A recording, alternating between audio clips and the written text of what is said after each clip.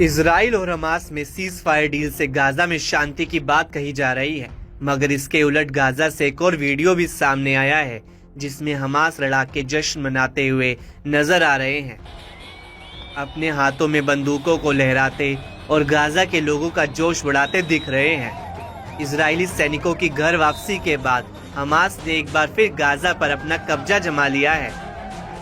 लड़ाके Gaza के लोगों के बीच में जश्न मना रहे हैं। जहां हमास लड़ाके सीज फायर डील को अपनी जीत और इजराइल की हार की तरह देख रहे हैं, इसकी वजह ये है कि इजराइल ने बार बार हमास को पूरी तरह खत्म करने की कसम खाई थी, मगर गाजा की जमीन पर हमास मजबूती से अभी भी कायम नजर आ रहा है। दावा है कि इजराइल अपने जंगी मंसूबों को हासिल करने में नाकाम रहा है।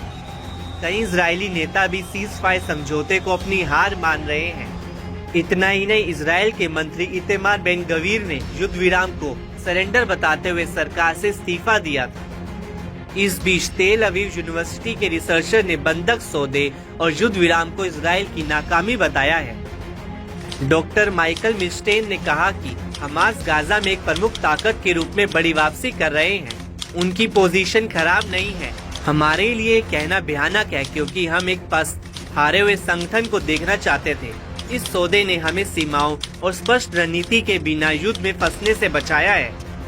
मुझे नहीं लगता कि पिछले 1.5 सालों में इजरायली रणनीति हमें हमास के पतन की ओर ले जा सकती थी। हमास को पूरी तरह से खत्म करने के लिए न कि केवल अगले कुछ दिनों के लिए एक लंबी योजना तैयार की जानी चाहिए। वहीं हमास के बहुत बड़े नुकसान का दावा करने वाला इजराइल भी अब सकते में है। दरअसल सीज फायर के बाद हमास के लड़ाके फिर सुरंगों से निकल आए हैं। यही नहीं, लड़ाके एकदम साफ यूनिफॉर्म में हैं, जो इस बात की गवाही देता है कि हमास कमजोर नहीं हुआ है।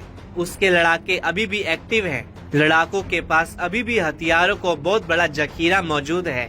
वे अब ट्रकों और गाड़ियों में सवार होकर गाजा की सड़कों से निकल रहे हैं। हमास ने इजराइल के भीषण हमले झेलते हुए भी खुद को बनाए रखा हुआ है। इसके अलावा हमास नेता अबू उबैदा ने कहा कि ऑपरेशन अल अक्सा स्टॉर्म ने इजरायली शासन के ताबूत में आखिरी कील ठोक दी है। इजराइल गाजा में हमास लड़ाकों से लड़ते लड़ते कमजोर हो गया है। 15 महीने की लड़ाई के बाद भी इजराइल पूरी तरह से हमास को खत्म करने में नाकाम रहा है।